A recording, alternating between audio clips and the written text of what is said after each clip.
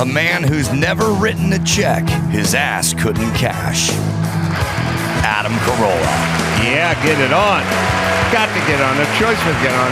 Mandate you get it on. Thanks for tuning in. Thanks for telling a friend. We love that about you, right, Gina Grad? That's right. And Bald Brian. People hate you. All right. So I was listening to my 90s channel on my Sirius XM radio. Why do you do this to yourself? I don't know. 90s channel's got to be better than the 80s channel. No, well... Nice frames, buddy. I got a good look at you. Those Look are at cute. you. Thank you. New frames. Oh, my. New glasses. Good frames, good Designer glasses. free, good frame glasses. The 90s channel, the 80s had a lot of bad Tears for Fears. People are people. They had a lot of weird whiny rock that I hated. But That's Depeche Mode. But Depeche Mode. Tears for Fears were... Right out of the gate. I actually like Tears for Fears. What? Yeah, but there's a Tears for Fears. Shout, let it all yeah, wine rock, Yeah. just whiny. Why can't a man like another man? Yeah, that's and the that's keys Depeche there, Mode. like I was like, ah, Why that was bad. But there was a lot of good stuff in the '80s. You know, Elvis Costello and Joe Jackson Sure. stuff. They don't really play those. No. They play the stuff you Right. don't like. The 80s have been codified to be like synthy, whiny rock. But the '90s got into this Jimmy Jam and Terry Lewis. I was just going to ask, was it R&B 90s or rock 90s? Yeah.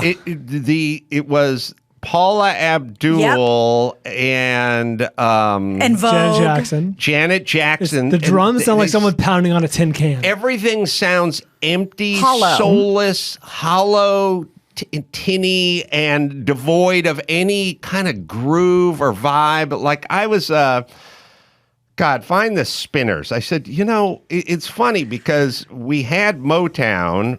And everyone, you know, I love Tears of a Clown and Sam Cooke and all, Sure. all It's the all- who Motown doesn't? stuff is all good. But the Spinners, I was like saying, oh, you know what? I love uncles because I was repeatedly raped by my uncle in the 70s. So You're that's right. what I know. You can have nostalgia for this music, like if you grew up in this area to high school and where this is your dance, but I don't think you can truly enjoy it today. Yeah, this is your shit on a shingle because your grandma used to If make you're it. the right age, you enjoy it. Like it's like you like Yeah. it. You think it's good because this is what you grew up with. But again, I grew up with shit architecture.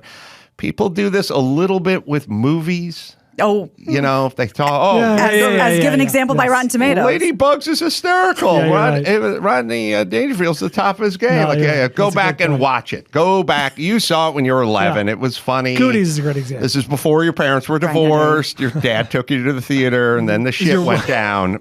It's not good. Right. You know what portion of my life? I spent about 41% of my life explaining to people that what they like isn't good.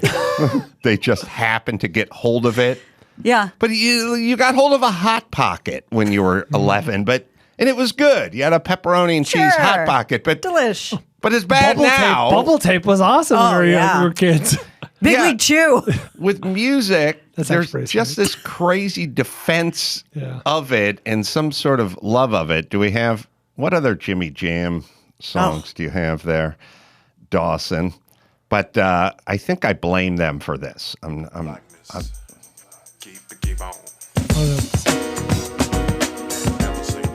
Is this George Michael? This is Sound of Blackness. The song is called Optimistic. Oh, well, we don't know this one, so play Okay. one we know. Thanks. So we talk about, hair bands gave way to grunge. What is this hollow Minnesota sound? What is it in the answer? What's it fighting against? You know what I mean? Why does it exist? Yeah. What is it coming off of that they said we need this now? I'd have to check the calendar and see what we were doing. Maybe it's the opposite of hair bands, which may have predated this a little, but The first song you played, the Janet Jackson Nasty, was in 86. Pretty sure off her first album in 86. Well, play me some Paula. What's Paula Little Cold-Hearted Abdul's? Snake. Oh. The best song because I was in first grade. Are those Jimmy Jam and Terry Lewis, or are this a sound-alike I don't know. imitation? I assumed it was. Because they're part of the same universe regardless. They gave way to a sound-alike Yeah. imitation, which is the most insidious, dangerous. Turn it up and rip the knob off. Ugh. It's so the opposite of why you should enjoy music. Oh.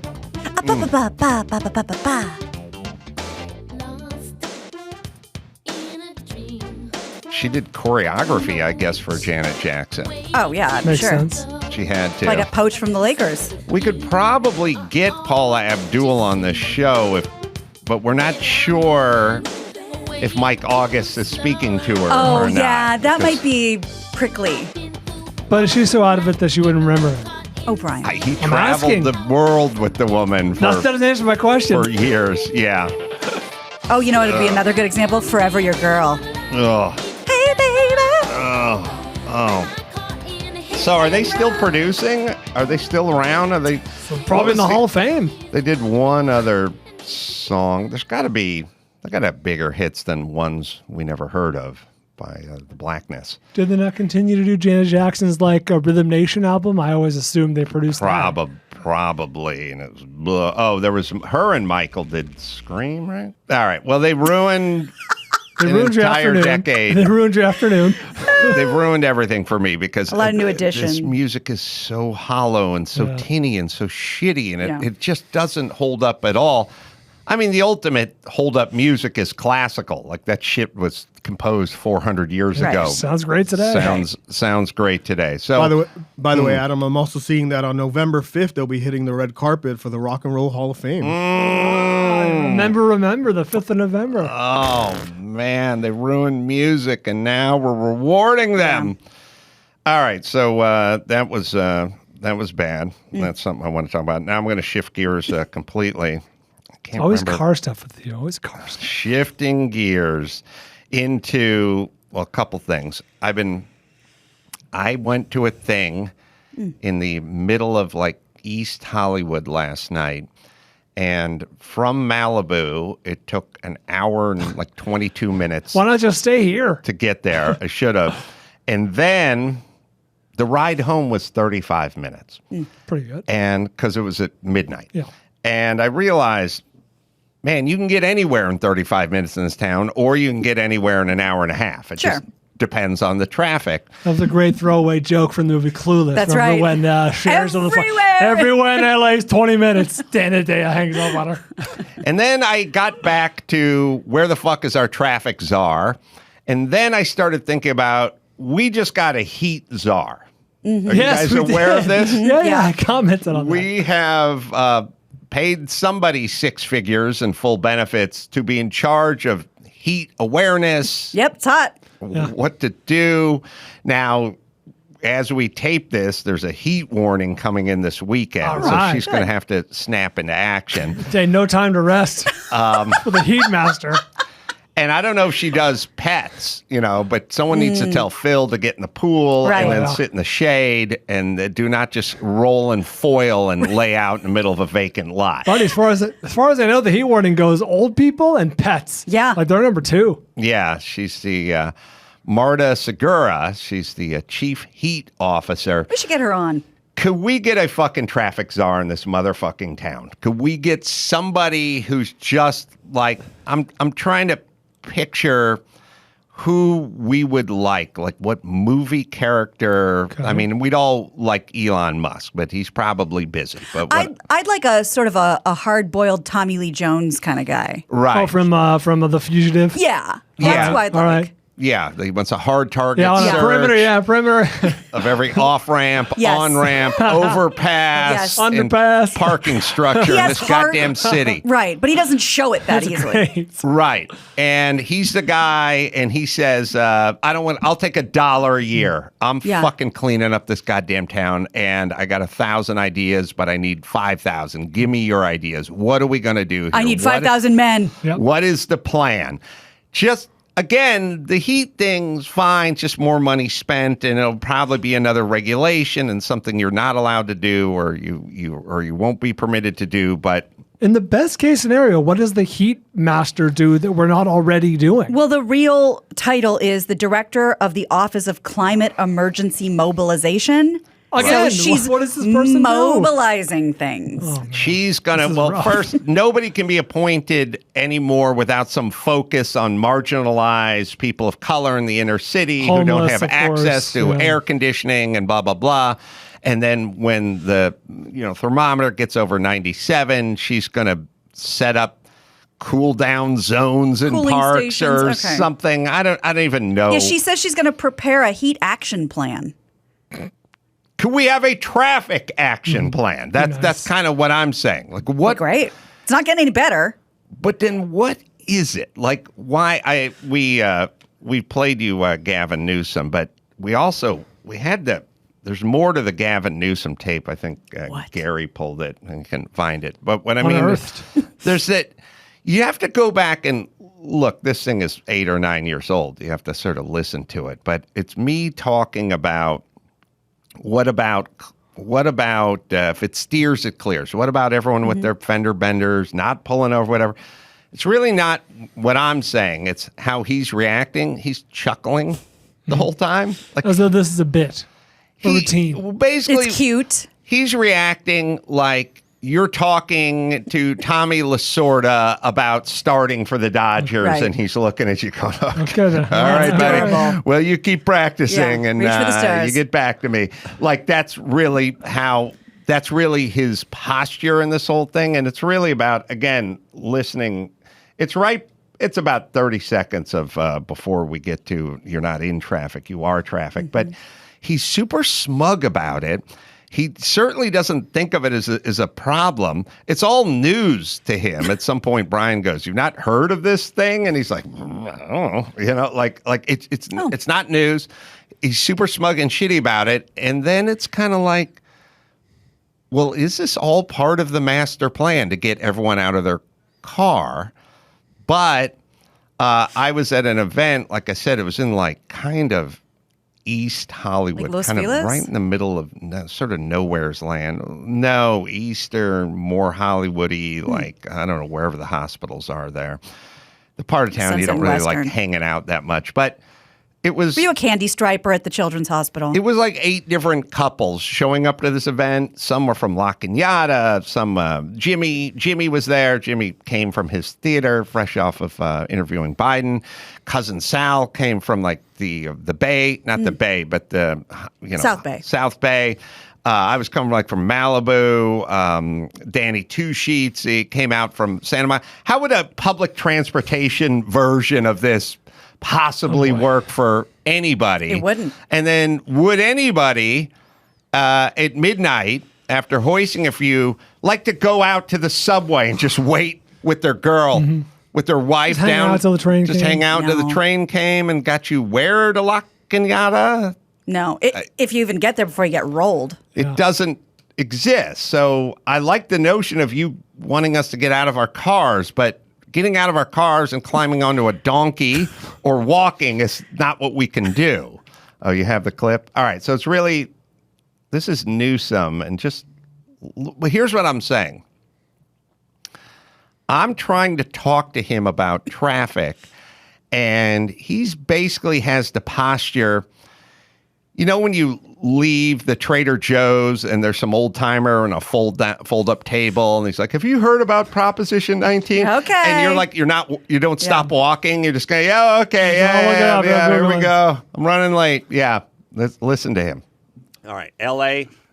horrible problem with traffic. Understood. As you know, it'd be we could alleviate a lot of it. Oh, well, what?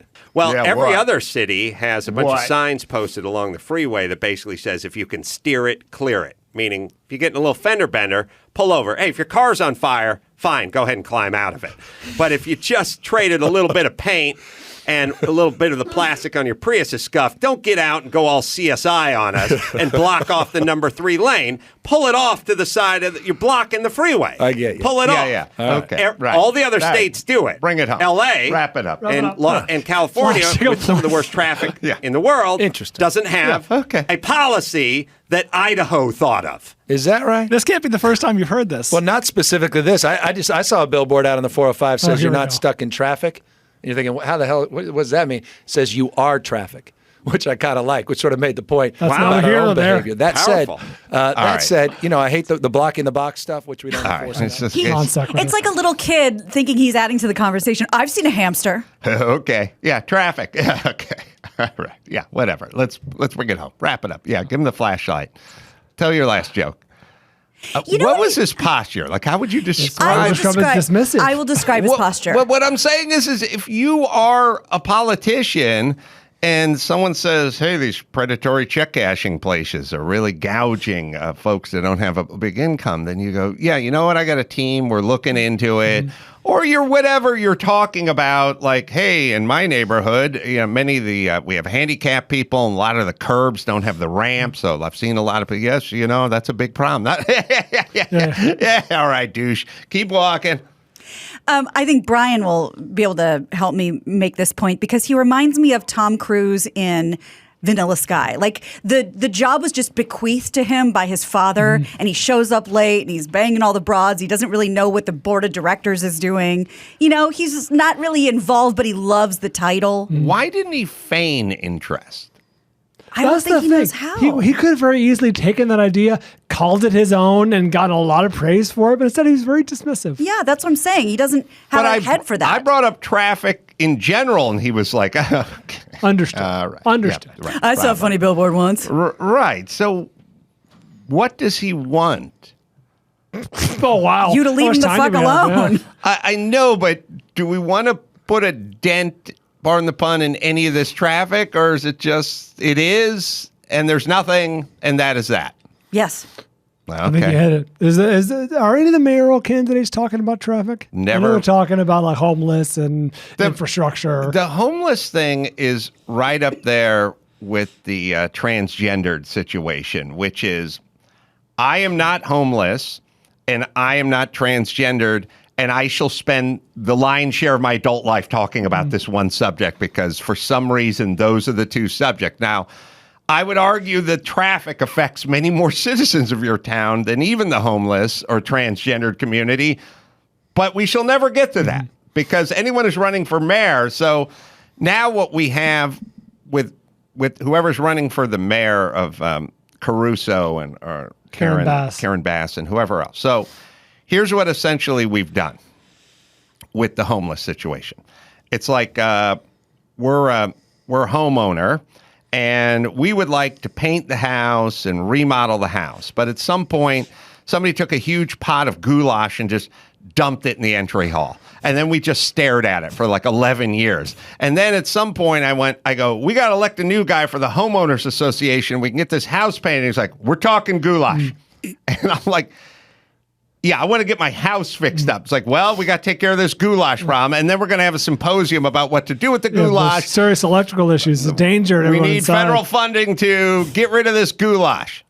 There's goulash abatement. Burn marks on the wall around that outlet. Right. So now we can do nothing but talk about this thing that we created that once the homeless situation is taken care of, it's like the great refrigerator Perry told me.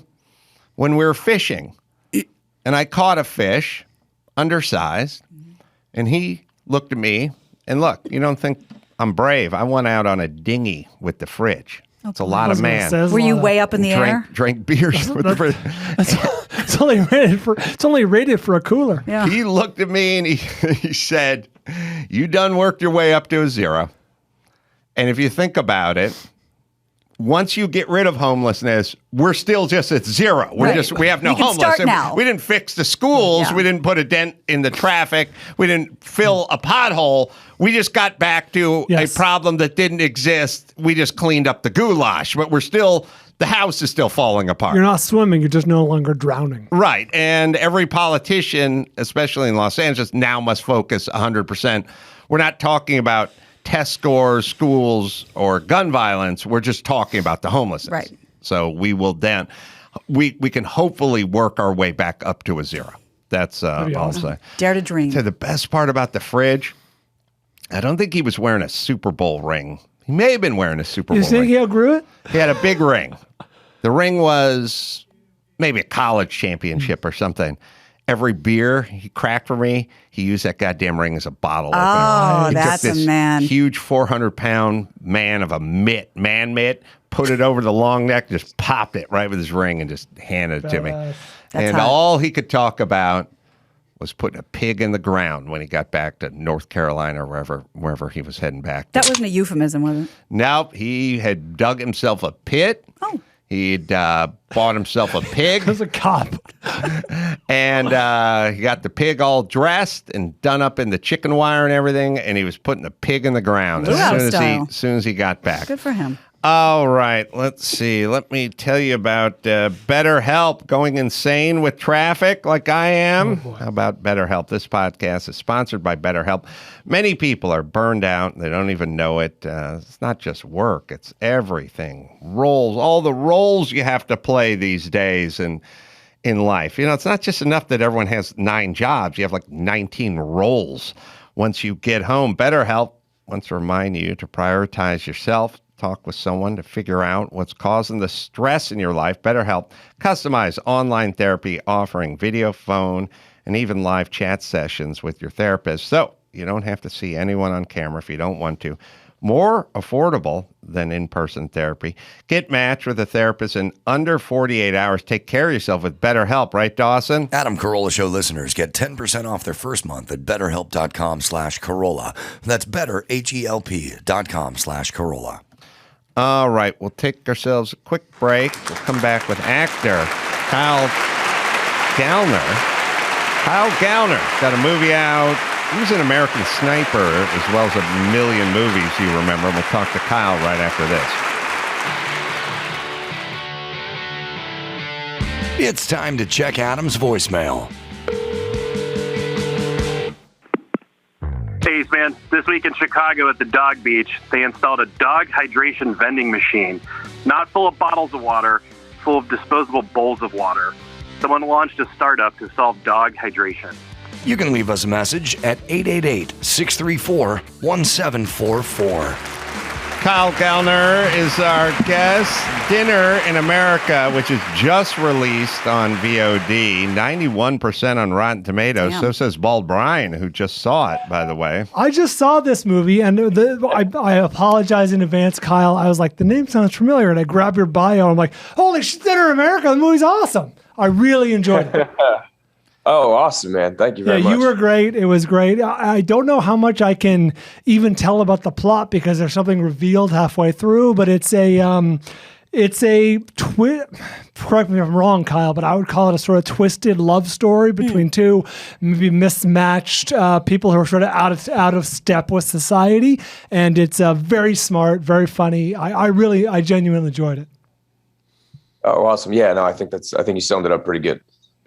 And we'll talk more about that movie, please. but I'm looking at your film credits. Jennifer's Body, Red State, American Sniper, talking about, but you must have been at this for quite some time. Jennifer's Body's not new, is it? I mean, how old were you? that was a while ago. I was in my young 20s when I did that. I've been doing this for about 20 years now.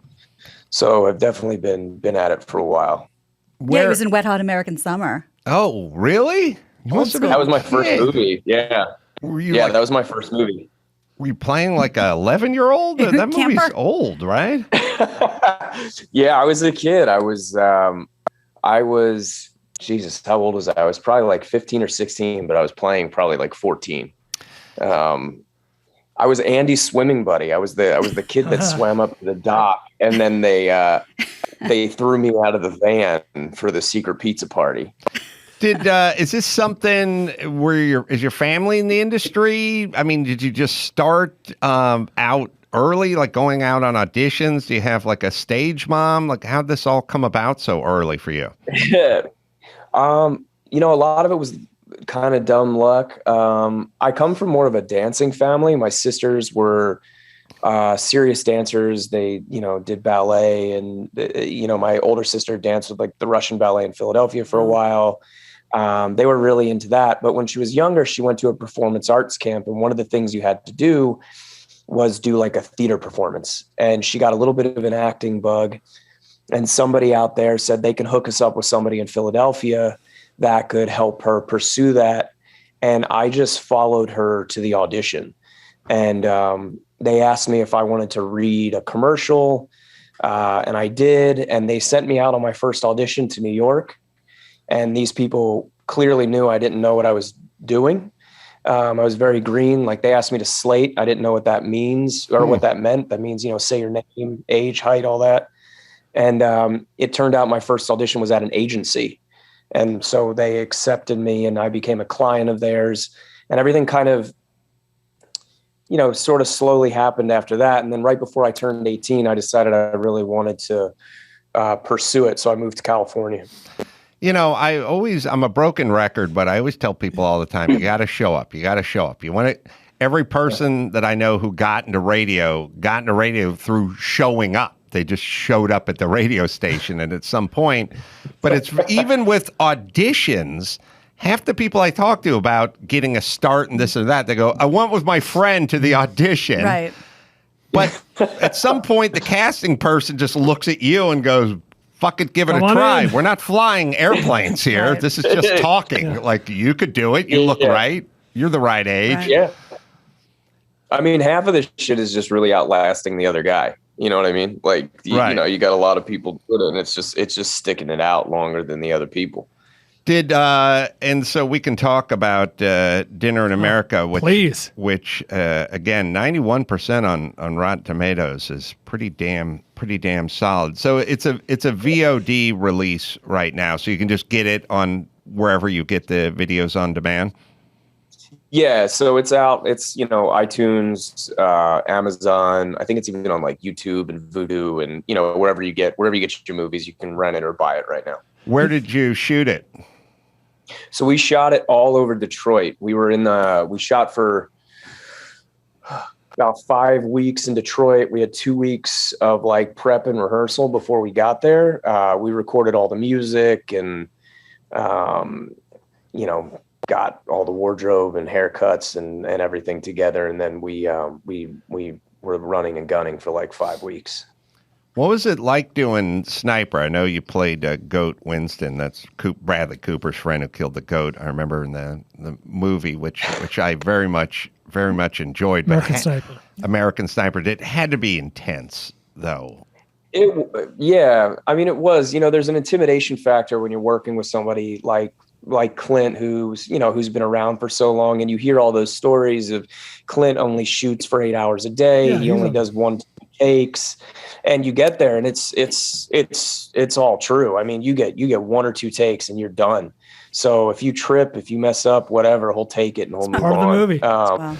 It's exactly, that's what it is. If you're holding the fake baby, that's making the movie. Oh boy.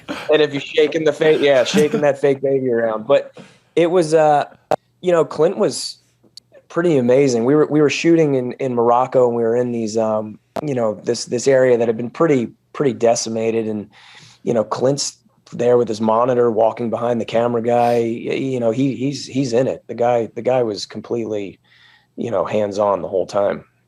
Bradley Cooper probably doesn't get enough, I don't know, love for transforming himself in this like big burly. Yeah. And dude. it just occurred to me, Bradley Cooper also in Wet Hot American Summer. Oh, really? As the very flamboyant camp counselor. Well, I think he was, okay, we can verify this. I think he was nominated for Best Actor for that role, so he certainly got enough love for that, but underrated overall, I think, as an actor. The guy is a real chameleon. He's one of those where he's so pretty, it kind of don't give him the credit he deserves. Yeah, and also they call it the Gallner effect. We do when people put when people put weight on for a role. Sure. He doesn't get mentioned in that particular role, but he buffed up like pretty big for that role. So that was shot in Morocco. Yeah, we were in Rabat, which is sort of like a political hub. It's not like going to Marrakesh. And they had to get permission from the people who basically ran the area to like shoot there, and we were filming in some pretty gnarly places. Did the folks in the village, were they hip to Clint Eastwood? Had they seen Dirty Harry? The spaghetti westerns? I don't know. We didn't really talk to anybody while we were there. I mean, maybe. Did they see Wet Hot American Summer and you were revered? It's actually it's the film of Morocco. I had a feeling, but I didn't know. Yeah, right. Still billboards up everywhere. So Dinner in America, we can talk a little about without giving away too much. Brian, like I said, saw it organically. I've not seen it yet. Brian, what made you seek it out? We watched it for my co-host on the Film Vault, Anderson, had been hearing about this movie for months, and he finally got his hands on a screener. He's like, dude, we got to watch this for the show. Not even knowing you were coming on this show. I watched it like 4 days ago, and I really enjoyed it. It's got a real Buffalo 66 vibe, which I don't know if you guys talked about, if that was sort of discussed of how the movie would play out. But if you like that movie, you're really going to like this one. Kyle plays it's funny talking to Kyle. He's so mild-mannered and even-tempered. He plays a semi-unhinged, I would call you mad at the world punk rocker, or like a singer for a punk rock band. And he's juxtaposed with a friend of the show, Marilyn Rice Cub, is in the movie. A very buttoned down Leah Thompson's in the movie, and he's juxtaposed against this suburban world that he just doesn't fit into. And he finds like this girl. They come together, and it's ironic laughs but genuine emotion. If that makes any sense. Like he has like a real love story. Yeah, no, absolutely. It's like it takes place in this elevated world, but at the same time feels very grounded. Yeah, no, that was a good description. Fucking A. Well, Anderson was preparing for this. He'd heard of it. So it was news to me. There's buzz out there and the people that kind of roll deep in the film world. Was this at Sundance or was this was somewhere? Yeah, so we were in the main dramatic competition at Sundance. It was the last Sundance before COVID hit. So we were out there and then COVID hit, and that put a wrench in the gears. And it's also just been kind of like an uphill battle because, you've seen the movie. So the first 20 minutes are like really abrasive, right? The first 20 minutes are really it challenges people. It's not it's a tweener. You know what I mean? Like there's a certain element that's going to love this movie. Sure. Yeah. But it's a hard sell. Because of that, there it is. So because of that, that's made it difficult. So, we've played festivals everywhere. We've won a bunch of awards and audience awards and directors awards, like acting stuff. Like you said, it's got the 91 on Rotten Tomatoes. So the reviews have been really good, but distributors are like scared of it. It was really hard to get distributors to not be scared of the movie. And what I'm assuming is, what the first 20 minutes, really was. We had people interested who said we would get it if you would change the beginning. And the director was, basically told them to go fuck themselves. So it's been an uphill battle, but we're here, we're finally out. And this movie will have a cult following. It will have a what? Yeah, it will have a cult following for sure. Yeah, so we've been able to play all over the world for the last 2 years at all these festivals. So it's been generating its own kind of thing. It actually came out on Arrow overseas. So it's been out other places. It's just been a total pain in the ass getting it out in the States. What's going on in the TV world for you, or what's coming up in the feature world? So I have a movie called Smile that is coming out. It's a Paramount movie. That'll come out in the next couple months. I just did another one for Blumhouse called The Passenger. I have a movie that I wrote that we are currently shopping directors and getting that off the ground. So that's kind of what's going on right now. And then, pushing Dinner in America and trying to get it seen by as many people as we can. How grotesque is the Blumhouse movie? The Blumhouse movie, it's its own kind of grotesque. It feels very real, which in its own way is very scary. Mm-hmm. You know what I mean? Like, it's not like a splatter film or anything like that. It's just, there's some really grounded violence in it. And what's it called? That one's called The Passenger. Passenger. Look up. The movie you wrote, is that a comedy? Is that drama? What is the movie you wrote? That's like it's like a creature feature, actually. Oh, really? So Yeah. what kind of budget are we talking about? We would probably like to go 12 million, somewhere in there. So it's not cheap. I was an idiot and like wrote it like way more expensive than I planned on. But we have good producers. I have really, really good producers on board. None of it's been announced yet, so I can't really talk about that stuff. But we have a really good team. Very cool people have jumped on. But it's a brutal shoot. So it's going to take a really specific person to jump on and want to tackle this one. How do you come upon a story like that? Like, I've written a couple of movies, and it's usually just stuff in your life, slice of lifey stuff. Once in a while, I was asked to write a movie, but it's about stuff I know. Like, I don't think I could do a creature thing because I don't know anything. Yeah, I started off writing something like really that I thought would be really cheap that I could kind of make on my own, just because things were so slow, and it almost was born out of frustration, right? With COVID and everything being so slow and just having a hard time getting work at the time. And then I added in this whole different element that created a much crazier and more expensive movie. But, it has elements of things I like. It has elements of, the outdoors, and it's like, it would almost be something like The Revenant meets Predator in a weird way.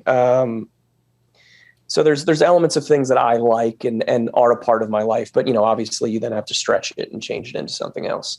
And I don't know. I had like a notes app open on my phone, and I just like stream of conscious wrote like a beginning, middle, and end. And I showed it to my wife, and I was like, is this the biggest piece of shit, or does this make sense?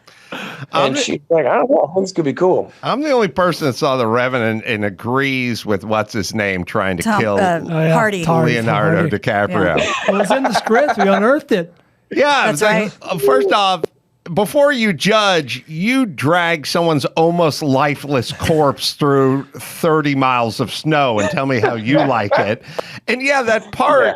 The blink. Like, the reason I'm no good at watching movies is I felt the same way as, was it 2012 with Cusack and similar film, yeah, 2012. they were getting onto the Ark, and one guy's going, "Hey, we don't have enough people. We don't have enough food on this fucking Ark to take all of humanity and put on the Ark." And I'm going, "Yeah, I agree with that guy." It's like, but that guy's the bad guy. Yeah. And I also this agree guy's with making a lot of sense. Like, if we drag this guy's corpse, well, first off, he's going to die before we get to the fort, and then secondly, we're all going to die because we're dragging this guy's grizzled corpse everywhere. And I totally agree with Tom Hardy. And it spans genres because you also side with Greg Kinnear and Little Miss Sunshine. That's right. I'm always agreeing with the bad guy. Or sorry, go ahead. Since we have you on the show, I need to ask you a question because I take notes too when I watch every movie. And my co-host Anderson and I independently came up with the same comparison, which is the movie Coming to America. Dinner in America is kind of Buffalo 66 meets Napoleon Dynamite. And I'm wondering, much like Napoleon Dynamite, when does this movie take place? Was that ever established among the filmmakers? Because there's a lot of anachronisms, but it could just be hipster shit. Yeah. So it's supposed to feel relatively timeless. There's like one thing in the movie that gives away that it's modern, and that's when Simon says, "You don't want to play to a sea of cell phones."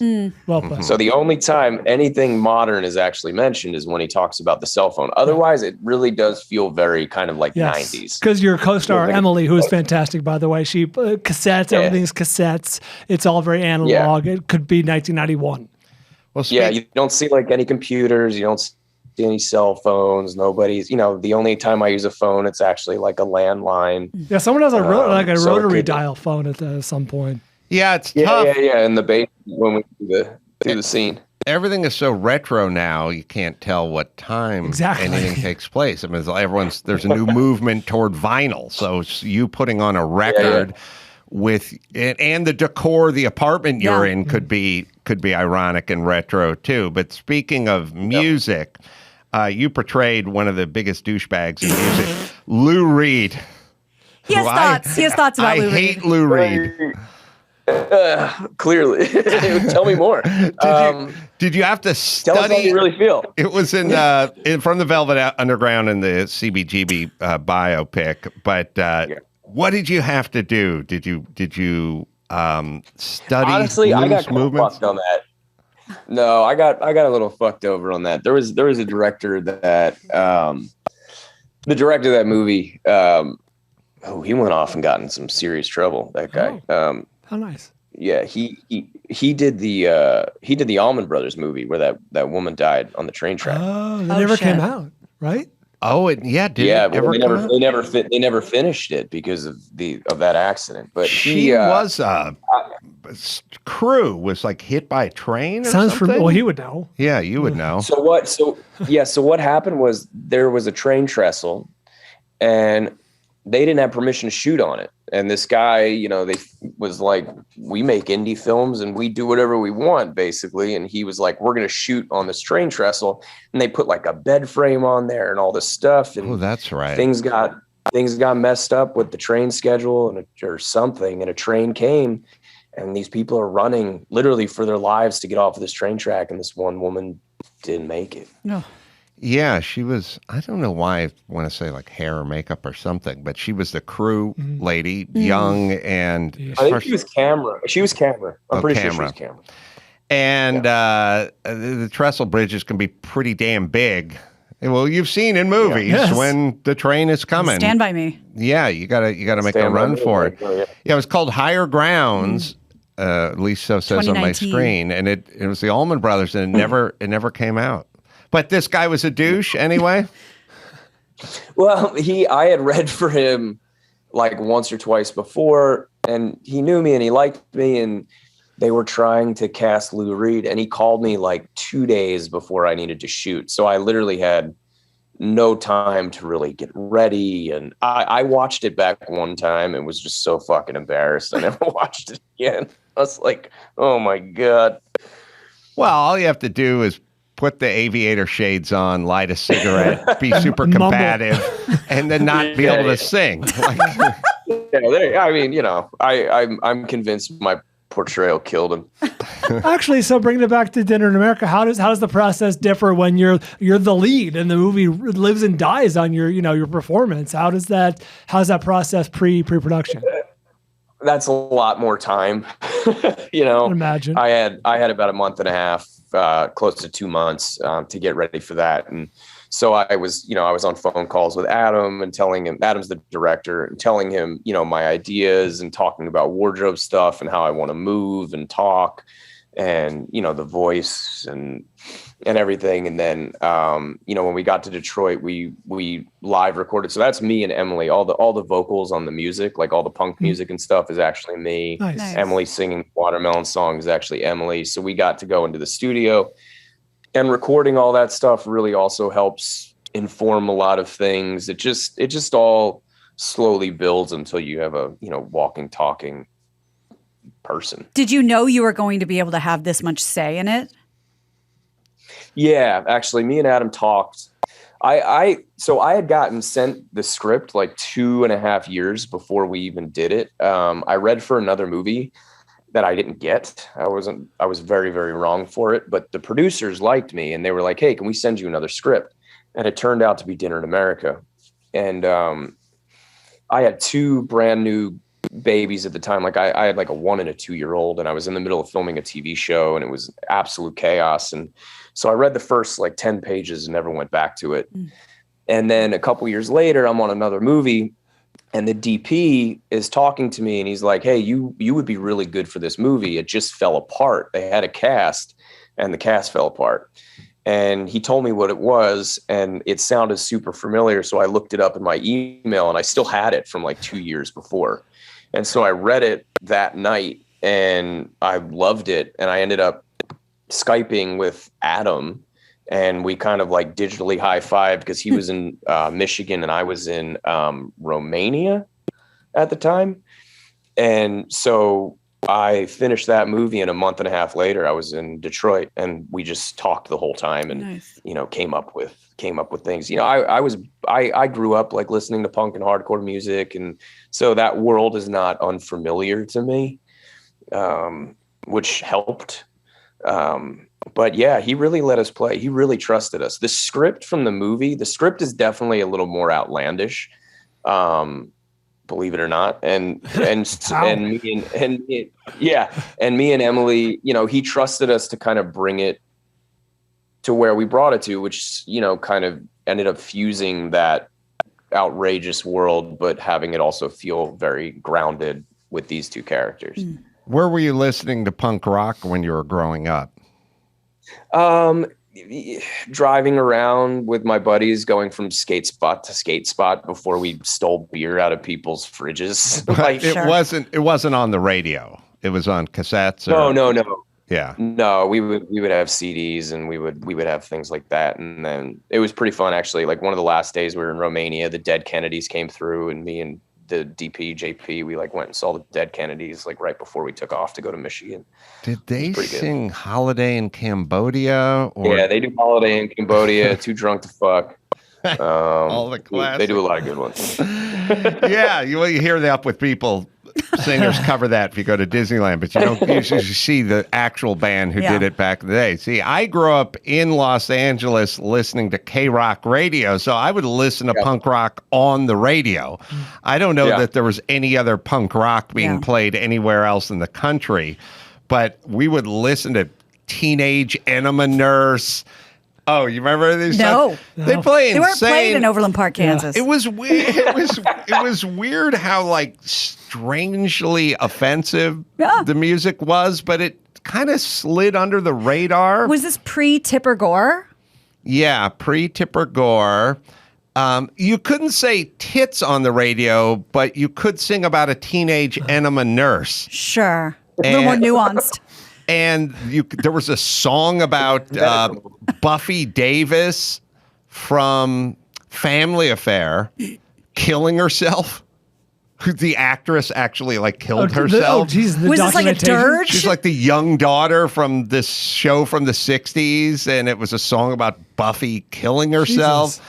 And they had many weird, Have the scary, Dead Kennedys no shame. Yes. But you got to find, I don't know who sung Teenage Enema Nurse and who sung Buffy. They did it to the Killer Pussy. Uh-huh. I guess you can say that. Sung Teenage Enema Nurse. In Bondage is the whole title. In Bondage, yes. And then there was a song about Buffy from Family Affair killing herself to like the tune of, and this was all just FM radio for me, but no one around the country heard it unless they got the tape and went to the skate park to steal some beers out of the neighbor's fridge. Yeah. Do you guys remember, tell me if you guys had any of this. There was always someone you knew whose dad had the garage refrigerator. Oh, yeah. And that was the treasure chest of where you could get them. Oh, but you're from California. That's East Coast. Everywhere. Garage. We didn't have a lot of that out here. Yeah, why is that? I mean, I get basements and other things, although we could use a few more basements out here. But yes, there was one person I knew who had the garage fridge, and that's popped it open. That's where all the good. That's where all the good shit was. But you had to kind of count it and make sure it didn't look like you just. You had to treat it. Reshuffle it.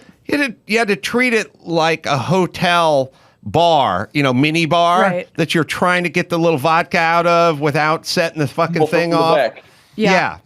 Yeah. But so everyone on the East Coast had the garage fridge. Everybody. It was such a thing that you could literally just, like, as the sun was going down, we would just drive around and be like, there's a garage, open garage. And you'd walk up and you'd park right in front. Someone would break out of the car. You'd run, open the door, see what's in there, grab what you can, run back to the car and take off. Simpler times. Really? Yeah. It was probably good cuts of frozen meat up top in the freezer, some good American beer at the bottom.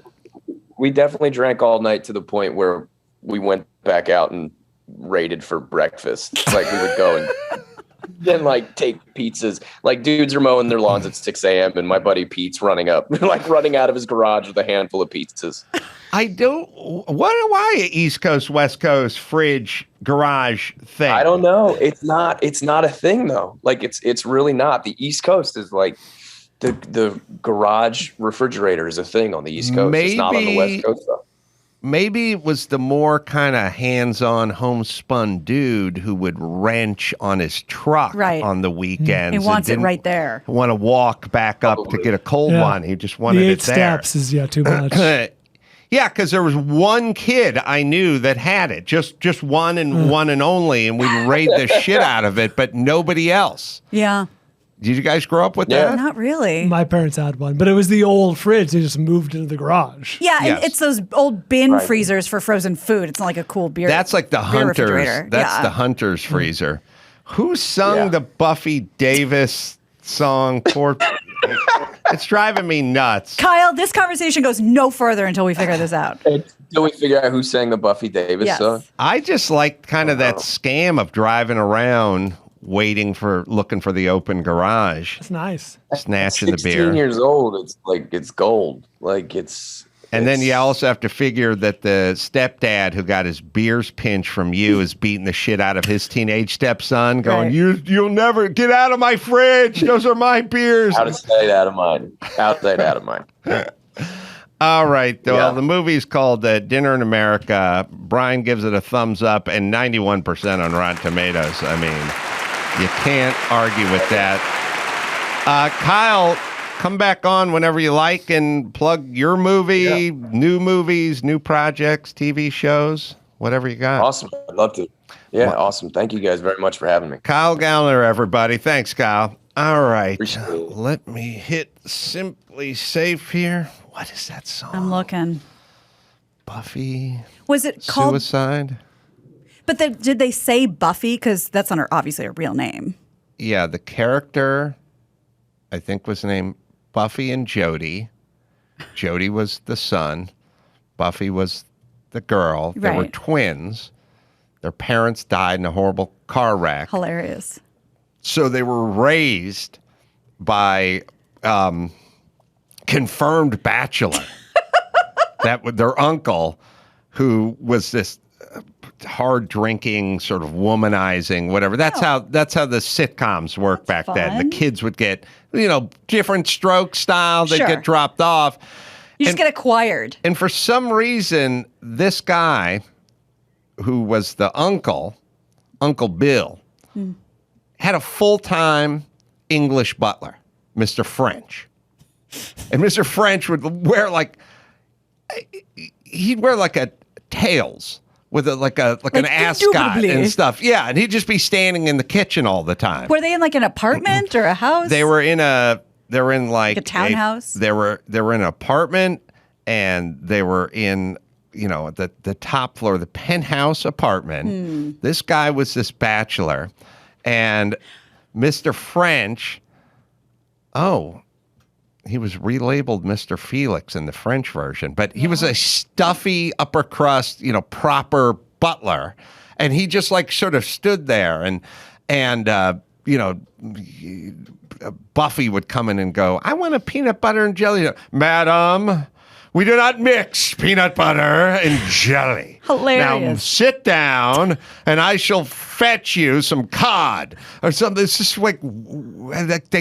was back when adults were adults and kids were kids, and adults were always offended that these kids would, "You take those dirty shoes and you march yourself outside." And it's this, and you're dealing with a 7-year-old, and there's all this. It's always an affront. They come into the bathroom. "What is going on? You've made a mess." "I was taking a bubble bath, Mr. French." "You've destroyed the bath. Now march yourself into the room." Just all they would do is yell and trauma. These poor kids were traumatized by their parents dying in a car wreck. Yeah, that's and neither now they're here nor getting there. yelled at by Mr. French. Is it possibly Angel in the reruns? Could, and everything's on the table. I'm equally having trouble finding it. But. Child Star by the Doities. Yeah, I saw that too. Diodes, and I don't know how to pronounce. Do we have a Buffy Davis song about committing suicide? Done to the theme of Family Affair. Yeah, it's like Buffy, Buffy, you killed yourself. Buffy, Buffy, dun, dun, dun, dun. Or maybe I was high. Maybe I made the whole thing up. You're usually right about this shit, and I'm horrified. It's, I swear it was played on K-Rock. Was it like a morning show goof parody song? Could have been, but it still got spins on K-Rock. I heard it somewhere. So do we have Teenage Enema Nurse as long as we're looking? That's the Jimmy Jam song in the Minneapolis Sure, sound, yeah. which I still enjoy. Teenage Enema Nurse In Bondage. Yes, which you guys have never heard. No. Played on the radio. Wow. All right. Well, let Dawson find that one, or he can't. Or here it is. Oh. I can't.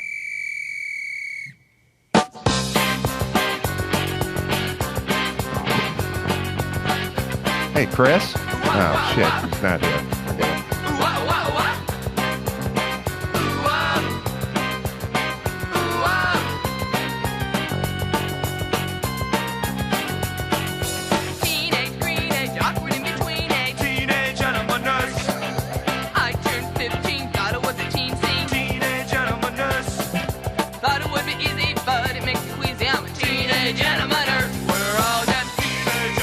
You know what?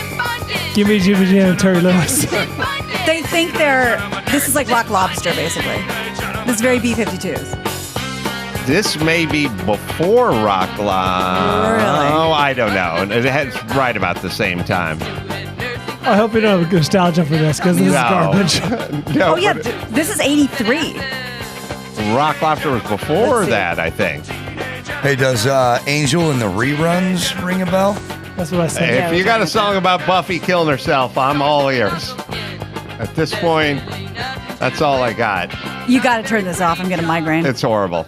But yes, this was, Right, Rock Lobster. You're right. Yeah. And Rock Lobster's 78. yeah, so they Definitely ripped inspired. off Rock Lobster. But then it had to be a weird Thanksgiving for the guys in Killer Pussy, the band, because at some point they got the dad going, you'll never amount to anything. And then they're going, we're getting spins on K-Rock with our latest song. And then the dad's going, it's fucking called Teenage Enema Nurse. Where are you going with this? No. Yeah, start from the beginning. Who did this song? This is Angel in the reruns. Come back to me. Why'd you have to go and OD? Oh. Who will watch over Mrs. Beasley? Mrs. Beasley was her doll. Buffy, Buffy, come back to me. Why'd you have to go and OD? What about Uncle Bill, Jody, and Sissy? I'm going to start time All on right, this. hold on a second. What? Hold on. Oh, they're about to kick Where it in. kicks in, buddy. Mrs. Beasley was the little doll that Buffy would hold all the time. Like, where's Mrs. Beasley? Like, where's Kitty Carryall? Yeah. You know, she was fucking 5. I guess the actress OD'd at like 17 or something like that. And they decided to commemorate it with a song. And they want to know where Mr. Bill was. Sure. And where Jody, the brother, was. And Mrs. Beasley's the doll. The song feels a little flippant of her death. Well, let's see. It kicks in. Let's... 1, 2, 1, 2, 3, 4. Buffy, Buffy, come back to All right. me. Why'd Finger you have pump. to go and Hey, Chris. OD? Who will watch over Mrs. Beasley? Yeah, Buffy, Buffy, come back to me. Why'd you have to go and OD? Not much to the song. What about Uncle Bill, Jody, and Sissy? No love for Mr. French. I was the number one fan of Family Affair, but since Buffy's gone, I don't really care. I've changed the channel, I'm sorry to say. Now I even watch Doris Day.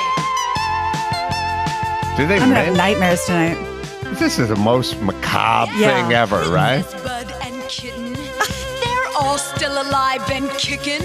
Buff, I'm sure you were depressed. You should have switched to Father Knows Best. Yeah, Buffy, Buffy, come back to Put on Paula Abdul. Why'd Oh you my have to God. I need some MC Scat Did Cat. Buffy's estate have I a problem only with know this? this song because it was played on the radio on K-Rock. Yeah, Jesus. Buffy, Buffy, I would have never known that. I didn't have any records or mixtapes or anything. This is just K-Rock. Wow. It's one of the biggest radio stations in the world.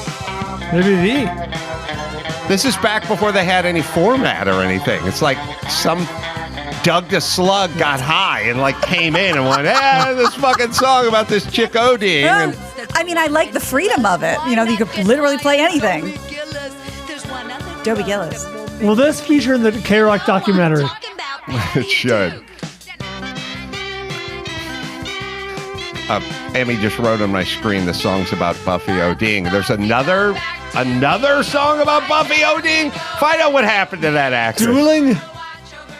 All right, so there's another song. The Diodes Child Star. Bill, I took some pills. There's now 2 songs commemorating this young actress's death. Why? This one I've never heard. Was she significant in any way? And they both talk about the character, not the actress. Yeah, exactly. Never named. I remember hearing that the actress who played Buffy died. You know, it's weird when you're young, 17 or 28. Like I don't remember what she was young, I guess, and she OD'd.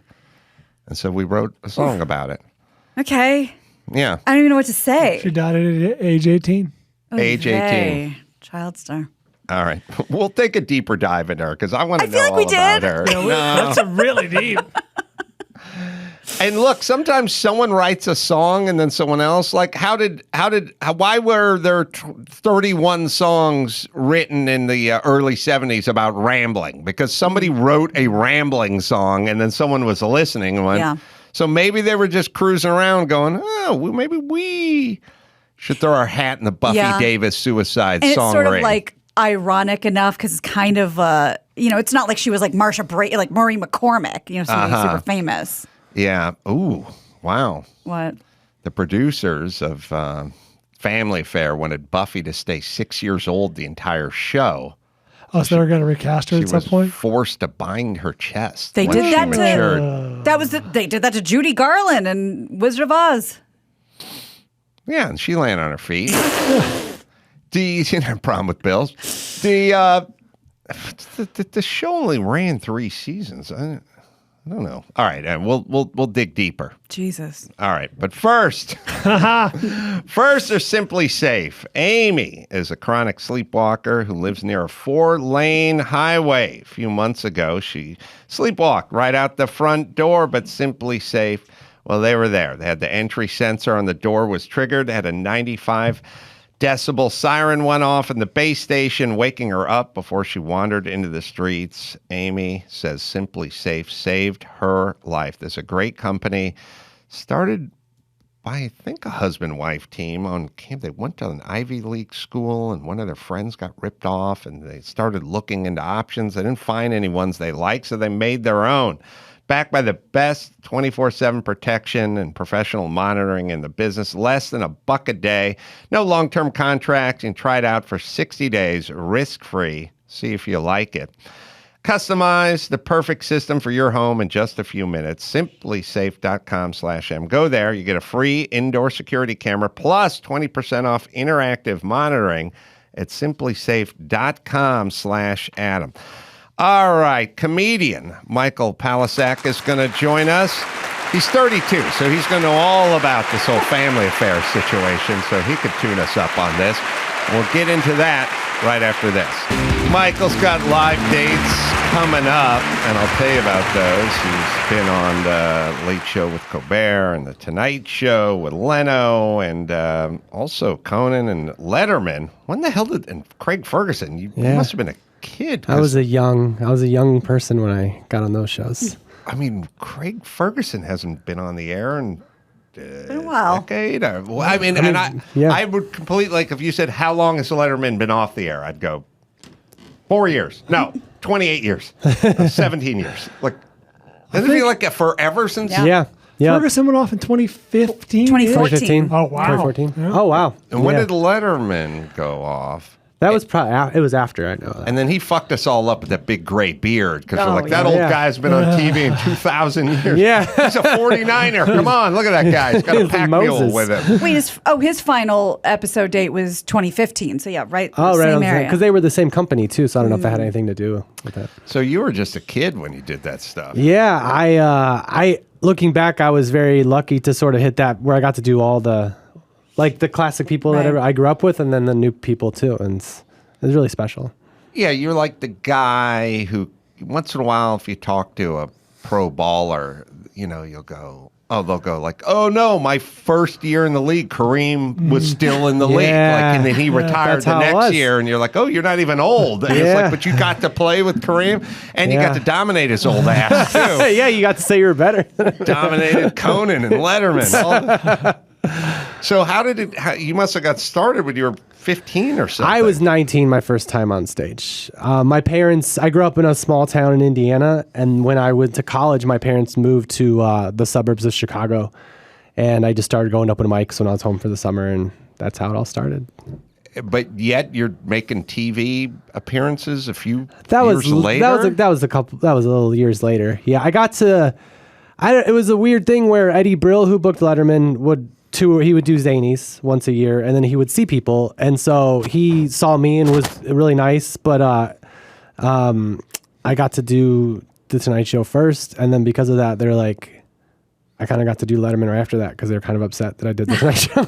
Oh, right. And then I got to open up for Craig Ferguson one time, and he started doing the Eminem throwing up your mom's spaghetti as I was walking on stage. And I was like, I would love to do your show if that's okay. And he was like, yeah, that's great. So he just put me on the show. So it was like a bunch of things right in a row. So what do you know about Family Affair? Well, I've learned a lot. And It ran for 5 seasons, 138 episodes. You know who else grew up in Indiana? Buffy Davis, the actress. Wow. Who played Buffy Davis. Now, she started at 8, OD'd at 18. That much we got. Yeah. Her brother in real life also OD'd and died. That's, I don't want to laugh, but it's been long enough. it was the 80s, right? Is this 80s? Yeah. Okay. It's got to suck for the parents. That's what I was saying. Well, the good news is the father wasn't alive to see it, but the mom lived to a ripe old age. Oh, okay. Well, that'd suck for the mom because, like, when they go, like, someone goes, like, "Oh my God, so what happened to your daughter?" Oh, she okay, but you can't blame yourself. You know what I mean? Like, it's a disease. It's a freak accident. Oh, well, how's your son doing? Oh, he OD'd too. Oh, maybe blame yourself at this point. Lightning like a strikes twice on the Do draw. you have a third kid? You need to start blaming yourself. Let's preemptively blame him. How fucking much does it suck when both your kids suck at OD and you got to explain? Yeah. How are the kids? You know, and by the way, not everything was on the internet. Yeah. Nothing was on the internet. No. So Yeah.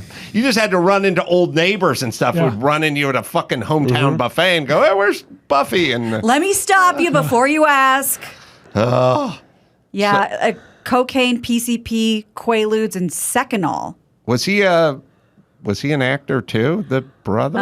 It doesn't look like it, but he died when he was 24. But that was when everyone was doing drugs, right? Like that was more common back then. No? I don't know. I don't know. I feel like everyone used to do drugs, and now it's an elite fighting force of people doing all the drugs who live outside. We're top heavy with the drug use. Like it's the same amount of drugs being consumed. It's just a small group who are doing all of them. And then there's kind of the rest of us. Like, do a little fentanyl. If I'm at a party or something. Take the edge off. I don't think... Back then, it was just everyone did some drugs. That's what it sounds Right. like. Now it's you do know or you do them all. That's right. I think that's the new world order. Yeah. I grew up with Just Say No. So maybe that's what did it. It was like you had to draw a line in second grade. It's weird to even think like, does anyone know people that do drugs? I mean, just sort of Not regularly. kind of I'm 43 years recreationally or old, man. I whatever. don't know who does drugs. I feel like, at least from my experience, you only know people if you do drugs, if you do the drugs, because they just, Right. you're not, like, I think I knew people that did, but they didn't ever tell me. Like, Yeah.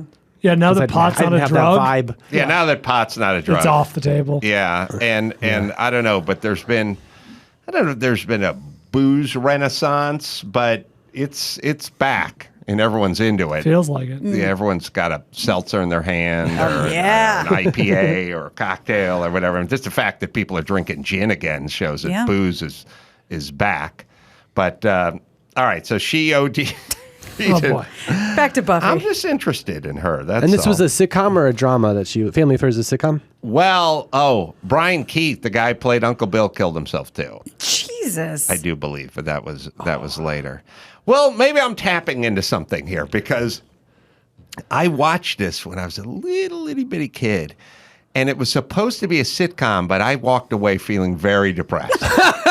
And then later on, everyone OD'd and killed themselves, and I'm like, maybe I was on to Maybe you saw something. Maybe I was feeling something push through the screen or something. Yeah. Child who can see an angel. When none of us can. I think there's a lot of truth in your humor about the mother. Because I'm just looking at one sentence and it says Joan's parents, Buffy Davis's parents, had initiated a bitter divorce in 1965 and carried a long feud over the custody of the children. Oh, gosh. In 1973, in 1973, both children were awarded to the father, which does not happen very often. No. So Especially some in- shit yeah. must have gone down. And also, it's life imitating art because they were awarded to Mr. Bill. That's right. In on the show. Yeah, and I now heard they're awarded to their dad later on. Yeah. And I think the actor played Mr. Bill killed himself. You got to look that one up. Hold on. I just read the next sentence. Mr. French, did he kill himself? Probably.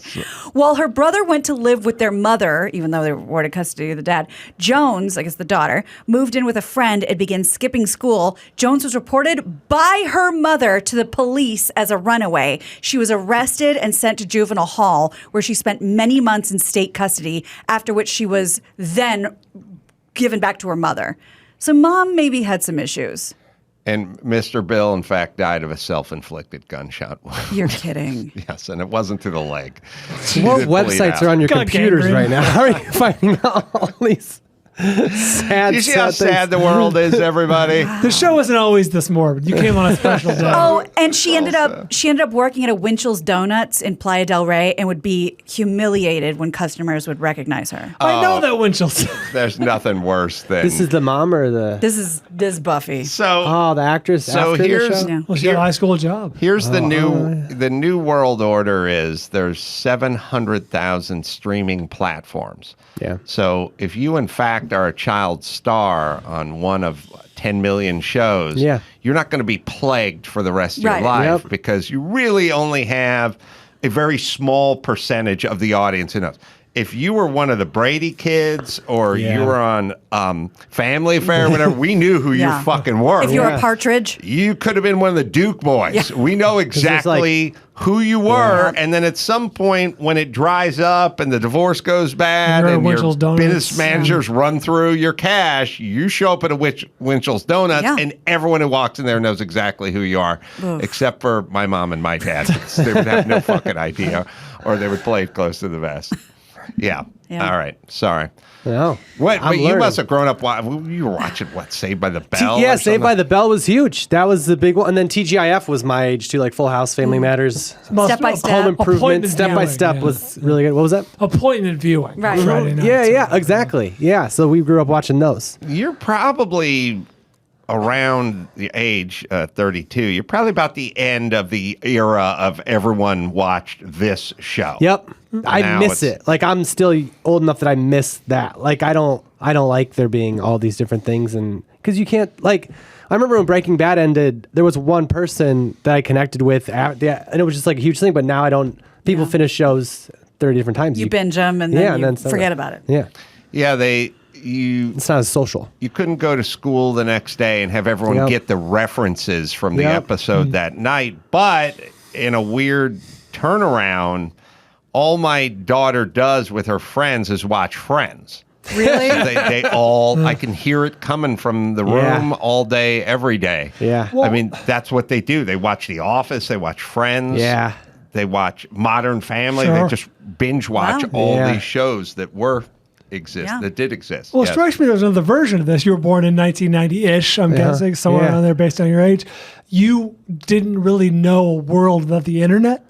Yeah, I mean, Well, I mean, when you did, I was but you young. don't When say. I was young, I remember learning about the internet, Yeah. and I remember Al Gore and like his internet, and yeah, I mean, I'm a little older than that, but the internet was I guess the car to people that when cars started coming, like it was just like this changed everything, and I grew up. With Sure. it. Yeah. It used to be that like memes, like you probably, that's this next generation's version of the show we all saw last night. Right. You know, Yeah. everyone's, have you seen that? Yes, I have. I've seen the meme. Yeah, you Chocolate are right. rain or The whatever. binge culture is pretty special, and you can connect with everybody on the internet too. So that's pretty cool that's there. Yeah, I'm trying to. I mean, think about how differently our childhoods would have been, or how we would have turned out if they just said like. So for me, my appointment viewing was like Saturday morning. Speed Racer came on. Or whatever cartoon or whatever. But I love myself some Speed Racer. I love cars. I love Spritle and Chim Chim and Pops Racer. Pops killed himself, by the way. Oh, geez. Animated characters can't take themselves out. And it was all these Racer X was his brother and stuff. But so here's the thing. It would come on at a certain time for 22 minutes, with commercials backed out like once a day or Saturday mornings. You'd watch the Banana Splits or something Saturday morning. If I had the opportunity to watch 28 Speed Racers in a row, I would have fucking left the house. Yeah. I'd still be sitting in my mom's house just watching it over and over. With no commercials? Speed Racer would end, and then I'd go outside and play. You'd have no choice. You'd have to do something. Yeah. Now you're just there. Yeah. You just watch Parents the next, have to parent. the next We have to parent one. ourselves. You're right. Yeah. I started watching the most recent season of Succession, and I have a 3-year-old, and I'm just like, I gotta go to bed. I can't be up listening to this. It's really fucking good. It's so good. Yeah, this show's amazing. And my personal experience so far. You know what's weird? I just realized I have almost no memory of Saturday morning cartoons. I don't think I watched them or cared about them. You know what I did? And this might be a regional thing. This might be a 1988 thing. You know what I did watch on Saturday mornings? WWF. Oh yeah. Oh, us too. that was my Saturday morning cartoon. Yeah. Now I lived for that. I didn't have a choice. That's what my brother was watching, so that's what we did. Glow and WWF. 87, 89, that whole era. It is. I'm not a binge watcher. I never have been. Everyone else binge watches things. It feels. I somehow put it I put it in the category of sort of Grubhub, which is like. I don't like the notion of people bringing food to my house. Yeah. I don't like it. And then everyone's like, so what? It's so convenient. It's like, it's great. And I go, it's icky. It feels slippery, slopey to me. It feels like some point they're just going to be carrying me to my car or bringing my work to me. Massaging your jaw to chew. Yeah, like it just feels like I don't want to go. And they go, well, you do all your grocery shopping online. I go, I like kind of pushing the cart and feeling like I'm there, whatever. And look, I get people do it. They use it responsibly. I don't know. I think I would start sliding if I started having them bring food. I feel the same way about binge watching, which is it's a little slippery, slopey. And I can tell you the only show that I ever even closely binged was just like a few nights ago. I love that F1 series, Drive to Survive, on Netflix. It's compelling. There's all the stories of all the teams. It's exquisite visually. Like it's shot amazingly, but it's also like Ferrari's got some bad blood. Oh, you like cars? With the Alfa Romeo team, and they're going to fire this driver The drama. If he comes in, if he doesn't get points in the Spanish Grand Prix, he's fired after this season, and blah blah blah. And I fucking looked up. It was 3:30 in the morning, and I'd just been drinking the entire time. Like I'm like, I just watched 7 of these. So it's like Hard Knocks, but with racing, kind of. Yeah, it's Hard Knocks, but with racing, and each episode is like 42, 47 minutes, 39 minutes, and the next one just rolls. You don't even get to finish the credits. There should be a thing where it should be like, stop drinking, give me 10 push-ups, or go the fuck to bed. Should come up on the screen, but you're just sitting there going, I can top off my drink, and here's the next one, and and then you kind of lose count. Yep. And then you look at the clock. It's like, it's 2:45. It's like a casino. Late. It's the same vibe. There's no windows. There's no clocks. Clock. I don't. Yeah, there should be something. Yeah. Well, the thing especially with like scripted stuff that has a story, if I watch a bunch in a row, then I feel like I like experiencing like one episode and then sleeping on it, and then you get to enjoy it. But if it all kind of runs together and it's less. People are like, what season was that? I'm like, I don't know. I watched the whole thing in 10 hours. And they put $100 million in this thing, and then you finished it in a day. Well, anything with the word binge in it, we should probably have caution with. We need something. I was driving my car the other day, and I did not touch the steering wheel for a prolonged period of time, and the dash gave me the, hey, what the fuck? You know what I mean? Like, hey, are you going to fucking touch the wheel or not? Are you serious? Yeah, if you go in a modern-ish car, if I don't you know go if the Subaru has that feature. more than... He was in his garage pleasuring himself. in an acceptable modern car, if you go more than 5 seconds without making contact with the steering wheel, which I will do. Wow. On a straightaway. Just to make sure your tires don't need to be rotated, That's some right? good alignment. Yeah, just checking the drift, you know. It'll go like, hey, man, you driving or what's up? Like, what are we doing out here? Want to use the wheel here? That's so Do we need funny. to alert the authorities? There should be a binge watch thing with that. They Like, do have that. I mean, every once in a while they'll say, like, are you still watching? And then you Yeah. have to hit continue, but it's not okay. very often. I feel like that's just because they feel like we have to pay these guys. That's why. So are That's we really why. paying them? Or Right. And we drove to Yosemite a couple weeks ago, and we drove to Mammoth, same area. And after a while, a little coffee cup comes on the dashboard, and it says, like, do you need a break? And I was like, how thoughtful. I'm good, but no. yeah. Some of those cars, it's not even after a while though. It's like an hour and a half, and it's like, do you need a break? I'm like, I'm just not a good driver. Is that what you're trying to say? Yeah, I'm not a you're good a little all driver. over the Like, road. Lane assist going on too many times.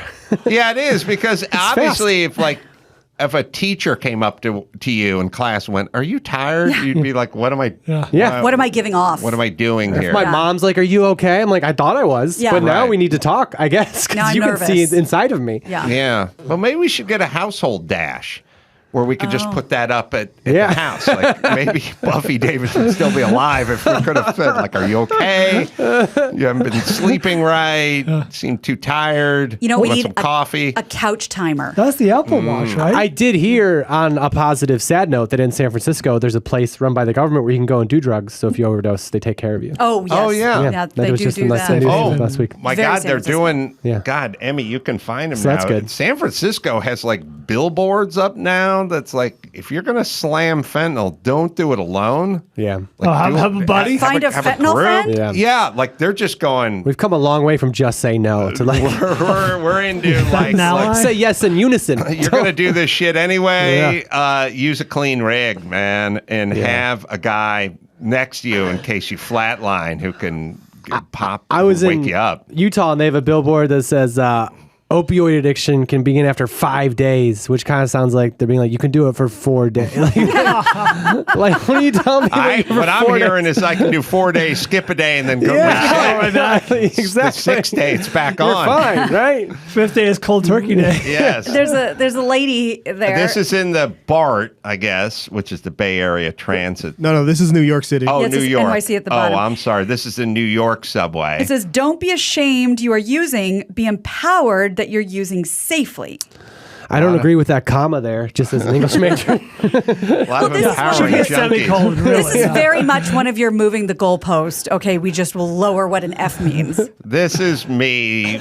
This is what I always say. Don't be ashamed that When you're we using. started putting the barbed wire around the freeway signs in LA, that's the time to go, hey, where the fuck are we going, Yeah. people, as a society? Like, hey, we're going to put this sign up in the subway. What is it, for a Radio Shack? No, it's more of a PSA. Oh, like don't smoke or something? Water your lawn 2 days a week. No. It's going to be a woman telling you not to be ashamed that you're strung out on smack, but but empower yourself to be a junkie with safety. The subway's come a long way because when I lived in New York, every spring there would be the cutest little like monkey pajamas and stuff, and it would be like the New York Zoo. The babies the are zoo. coming, Yeah, come and to the zoo. we don't do that anymore. No. If you're gonna use it. The zoo. Don't, do not give needles to the lions. That's Stop shooting at the lions. Well, I got to see what the bottom says. There's another one. Leave this up, enemy. But there is one out of the Bay Area. I think billboards that are talking about using with friends and having a group. Oh, this one's. Yeah, this says you can help yourself avoid using alone and take turns. Oh. So, first off, so we're just assuming there's a lot of junkies riding the subway. That's a safe assumption. I'm also assuming that they're not, cross the T's, dot the I's type of people. Like, let me consume some information. So I'm like, They're not reading every I educational feel sign. like they're pretty high at this point, looking for something other than information. They're shitting on the floor. I used to live there. That's what they're doing. Yes. So That's a very good point. And it's also funny. I know we need a female of color for every role now, but when you're a junkie, maybe it's time to bring the honky back. Bring the in. white guy Yeah. back for the Yeah. junkie roles. That's what Breaking Bad does. This is No overdose. It's an old jazz singer. By the way, this is no overdose with a K-O and K-N-O-W. Like, get to know your overdose partner. Right. Oh my God. Changing Miles it up. Davis is in the picture. Though now, if you pull back on this billboard, or we'll find another picture of it in the Bay Area, he's crazy old Scatman Crothers who's shooting up with his white friends. Injecting drugs carries the highest risk of overdose, so try smoking or snorting instead. This can't be real. It's not. It's on a Clear Channel billboard. That's real. That could be very easily Manipulated. This seems That crazy. I don't. This can't be real. It'd be nice. Use with people and take turns. Try not to use alone or have someone check. No, the other one was fucking balls out in bonkers, insane. That's wild if that's true. Well, Dawson will see if he can Try suss it out. snorting it instead. I guess the thinking is that if you're not going to do it, you don't really need to read it. So the people that need to read it are the people that are going to do it. I don't know. I don't know, but Are for people on the me, fence of doing it and then they see a sign like, I guess I it's would snorting. treat it more like when you spot an In-N-Out sign from the freeway, like, oh yeah, you're I'm right. fucking getting Power hungry. of suggestion. It's been 3 months. Yeah, I got to pull off. Well, and just to, what's his name? Chezzy Bowden got recalled. Oh, the How do you say his DA. name? Yeah. Oh, the Yeah. DA, Yeah, but possibly because of billboards like this in the city. Look, everything, all the time. Look, you can't fix problems by going, this community's not doing well in their math test scores. Well, good. Then lower the math test scores or raise theirs. By the way, why don't we just raise theirs? Yeah. Like we go, Yeah. well, we're going to take the standard math test and we're going to lower. Why don't we save some time? The young black kid who got the 16, make it a 76. There you go. Get your Sharpie out. Let's fix this problem. So is that real? Let's attack this problem. All right, what are you seeing, Brian? I'm Describe seeing the it. same thing. This is a digital version of what we just saw. The guy who's in Like an internet ad. the forefront is, you're right, but I'm saying describe Oh, well, yes, what yeah. you're saying. There's a kindly old gentleman of color looking at the camera like, hey there, how you doing? With a few guys in the background doing God knows what. Looks like they're on the sidewalk or something. Bunch of white guys just hanging out, That's right. hanging loose. Kind of seems like a foundation that someone who brought illegal drugs into the country would support. They're like, Yes. Like, I'll give you That $1 was your million for business? some billboards. Injecting drugs carries the highest risk of overdose, so try smoking or snorting instead. wow. That's a sign of the times, no pun intended. And I don't know if it's paid for by them, but the two sentences underneath in white are both about Narcan, which is the thing Yeah. you snort up your nose to save I'd your love life. to talk to these assholes on the city council and go, look, I got a thought. Why don't we do one for smokers saying, look, don't smoke cigarettes, dip instead. Would you be down with that? It's like, no, they'd be outraged. They would go nuts. They'll get mouth cancer. They would go fucking ballistic if you suggested that. Yeah. But go ahead and snort your drugs, people, or smoke them instead. Yeah. Wow. Or don't beat your wife. Like, go get a prostitute, smack her around. Yeah, or like, kick where does her. it end? You're so many delicate bones in your hands. You know what I mean? But you're wearing those lineman boots. Use those. I got a steel shank. I can't believe this is real. It's real, man. Holy shit. The National Harm Reduction Conference is Puerto back Rico. in San Juan, Puerto Rico. You want to read that, Gina? National Harm Reduction Coalition creates spaces for dialogue and action that help heal the harms caused by racialized drug policies. Also, why not get the 19-year-old some help versus hints about how to slam more drugs in a friendly safer tips. way? Yeah. But you can file this right under whatever we did with the homeless. Like, hey, make these people more aware of it. And it's like, no, you got to fucking fix the problem. You can't tolerate it. Well, That's and what it is. Was it on the show? I can't remember who said this, but when they were talking about, rehab and stuff, and they were like, if you just give a 25-year-old guy more access to drugs maybe it was Michael Schellenberger, I can't remember, instead of trying to get them help, Yes. you're basically saying their life isn't worth saving. Yeah. Yes, you're throwing them out. Look, it's been brought up before, but Buffy Davis isn't with us today because of these people. Right. If anyone's playing the Buffy Davis drinking game. She needed a fucking intervention, She did. God damn it. She did. All right, let's see. Let me hit something, then we'll do some news. Michael, you hang out. Yeah, Crack-wise. thanks. First, let me hit Keeps. More than 50 million men in the U.S. suffer from male pattern baldness. Keeps is a simple, stress-free way to keep your hair. Convenient virtual doctor consultations and medications delivered straight to your door every 3 months in discreet packaging. Low cost, starts at just $10 per month. Treatment plans are typically half the cost of a pharmacy's prices. Proven results. Keeps has more 5-star reviews than its competitors, and you can check out their before and after pictures if you want to see how progress looks on their website. Prevention is the key. Treatment can take 4 to 6 months to see results, so act fast. It is Keeps. Am I right, Dawson? If you're ready to take action and prevent hair loss, go to keeps.com/Adam to receive your first month of treatment for free. That's keeps.com/Adam to get your first month free. keeps.com/Adam. It is a sad time we're living in when half the shit I hear about, I go, oh, come on. We're not, That's real? Yeah. Like Brian is like, no way. Like, Come it on. felt like parody. It felt like silly parody. Yeah, it felt like Idiocracy. No, we're there. It does remind me when I was graduating high school, my dad pulled me aside and he was like, don't drink and drive. And I was like, you're okay with drinking? Like, it seems like that's like, I didn't know that was okay with you. Well, I think it's now a foregone conclusion that you're going to drink or drive and drive, but just don't do them. Don't make a Reese's peanut butter cup out of this shit. Have peanut butter, have chocolate. Let's not put them together. That's right. I think the cool parents thing to do is you have a no questions asked policy. So if you call and you're drunk at a party, I will pick you up. I'm not going to yell at you. Just I'll come get you. No questions asked. Just don't drive. Yep. You just got to snort. Or smoke. That's right. Just I better don't slam. take my lighter. Leave the needles. All right, we'll take a quick break. Come back with the news right after this. On Wednesday, members of the House took action with a sweeping gun bill that would raise the age to buy an assault rifle to 21, but it still has to pass the Senate, and we'll see about that. Sounds sensible. Yeah, and a couple other things. I'll run them through. The Protecting Our Kids Act, POCA, I guess, as the legislation is known, also includes provisions to ban the sale of large capacity magazines and new rules for proper storage of guns at home. The bill passed the Democrat majority chamber 223 to 204, still pretty close, mostly along party lines. 5 Republicans broke ranks, 2 Democrats broke ranks.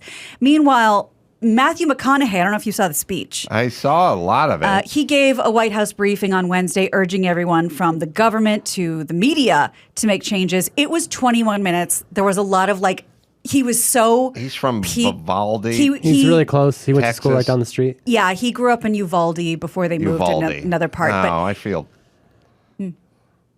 I'm from North Hollywood. Yeah. There was the whole North Hollywood bank robbery shootout. Did anyone ask you to no speak? one fucking asked me You to missed your say window, shit. buddy. I didn't say As per boo. usual, Adam's the real You didn't even get victim 5 here. minutes in front I of feel like I Congress? could have done 10, like a solid 8 minutes. You on, probably banked it there at some point. It is kind of funny, though, because you're like, McConaughey, he's from Uvalde. Yeah, I'm from North Hollywood. Shall I weigh in?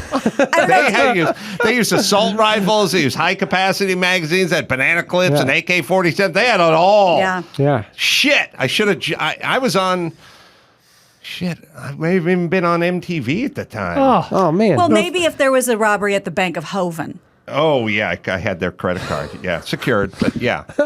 I could have spoke out. So he was peak McConaughey in a lot of this, but here's 40 seconds of the 20-minute speech.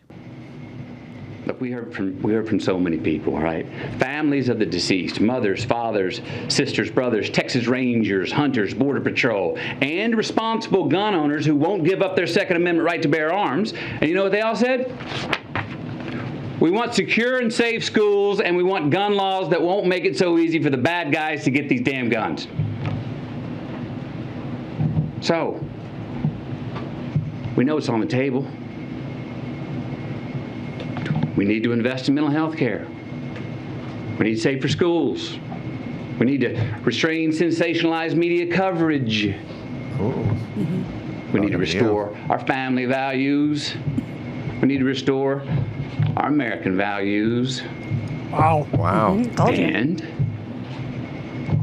we need responsible gun ownership. Responsible gun ownership.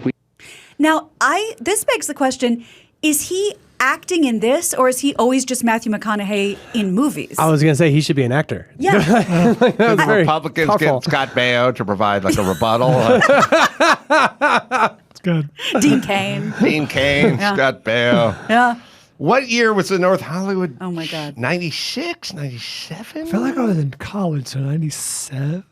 Where was the bank? Well, I live in North No, Hollywood. later now. than that. Where- Oh, you do? Yeah, where was the bank at? I think it was the B of A that's Okay. on Laurel Canyon. That's 97. probably Oh. a Mexican supermarket now. At Yeah, some yeah. point, everything turned into a Mexican Gotcha. supermarket in North Hollywood. But there was a B of A that was Yeah. kind of deeper North Hollywood Yeah. from where I was from, like it was somewhere after Oxnard or Victory or something on Laurel Yeah. Canyon. Because when I grew up, the Sears was across the street, and that was a big deal. You could go to the Yeah. Sears and look at shit that my parents wouldn't buy you, but you could still Yeah, see you it. get there. It was like we treated Sears like you treat the zoo, right? Yeah. You just go in there, you're not fucking taking a kangaroo, but there is a slot car set, and you may look at it. It's awake all the time. Yeah, there's a moped over there. Sure. Feel free. In its Don't habitat. feed it. Yeah, exactly. Just watch it.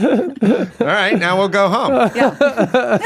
Yeah, the Sears was really my zoo. You know, it's like a great. petting zoo for me. That's so sad. Yeah. A petting zoo. You get to try it on, put it back. Just look at it. Yeah. Yeah.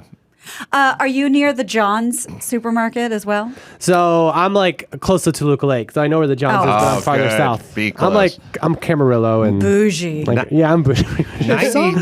I'm not gonna live near where the when bank got robbed. 97? Was I on MTV yet? Because I could have. for February sure. 97. For I sure. could have delivered I was a in message. college. You were for sure on Loveline. Yeah, you could have Oh, on appealed TV. to them directly on Yeah. camera. On Yeah. MTV, Yeah, though. I think could've- you're Live, sure you were. because it was a while. It happened for a while, right? It was like a shootout.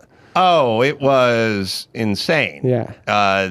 They got all beaked up on drugs. I don't know if they smoked it or slammed it or whatever. They it should Probably have snorted. smoked or They They're covered safe. themselves head to toe in, Kevlar vests. And by the way, they had the whole thing. I think they had helmets or pants or whatever. They were very protected. Yeah. They then they got their AK-47s and their big capacity banana clips, and they just went and robbed the bank. But Yeah. when they were done or before they went in, they just walked out and they just stood in front of the bank.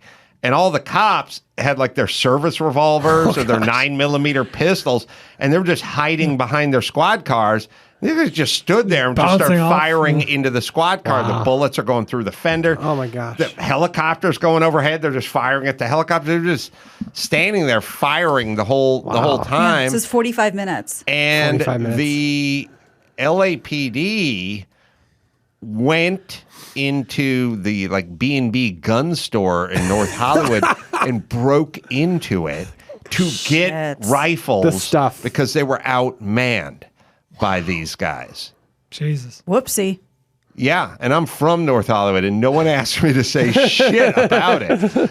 So Michael, what's the town in Indiana you're from? Wabash. Or if there, God forbid, a national tragedy should Yeah. befall Wabash, Yeah. are you the go-to guy for the Crystal media? Gale lived there. She grew up. So I've Her never. hair, she sings like an angel. yeah. And her hair Yep. is Beautiful. so. Oh, Dresses my in the God. museum. Like, yeah, I'll never. Oh, never. Country music. so- Letterman's in Indiana. Oh, guy. yeah. I mean, Yeah, he was really close, Yeah. like an hour and a half away. But So- Crystal Gale was in our hometown. Oh, well, Yeah. as You long know, as Overland Park, are they going to you? Rob Riggle. Ah, Paul Rudd. The list goes on and on. Jason Sudeikis. David Koechner? Yeah, Koechner, so they- yeah. they're all going of to them. Catherine Bigelow and Greg Proops if something happens in San Carlos. Oh, no, they're going to Tom Brady. Yeah, I mean, Potato. until Crystal dies, maybe a few years after, too. Because she probably has a sister who. She'll just play her song. Yeah, man. Is that Don't It Make My Brown Eyes Blue? I think so. She had a couple She, of you hits. Light Up My Life. That's No. Carpenter's. No, that's Debbie Boone. Are you sure? Because I learned how to do Light Up My Life. That's a religious song. Hope. I know. To carry on. Oh, you do the hands? You guys, I didn't mean to start this. My nights we learned that in first grade. That's impressive. You still know it. I think that's all I remember. Pat Boone's daughter Carpenters. I mean, maybe. singing about Jesus Christ. I never knew that. How did we get away with doing that in a public school? Debbie Boone, you're right. Yeah. What's up, Kansas? That's true. God's never far. Love Line on MTV started in '96, so I could have, Nobody said shit to "Where's you." my camera?" and then gotta get a new shifted around publicist. to it and talked about North Hollywood. Yeah, We got to get more B&B gun stores. So That's the police can arm up. they literally broke into the gun store.